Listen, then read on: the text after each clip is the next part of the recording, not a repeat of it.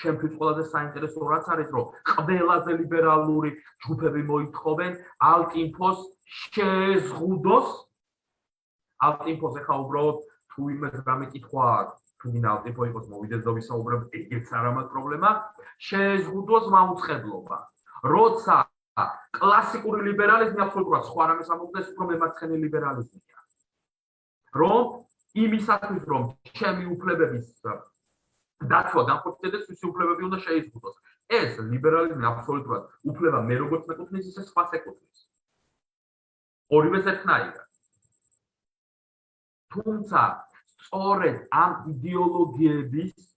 იდეოლოგიების ჭრილიდან ჩვენ არ უნდა გამოვდიოდეთ როგორც სამართლებრივად ყველაზე დიდი ცივილი ფასეულობა.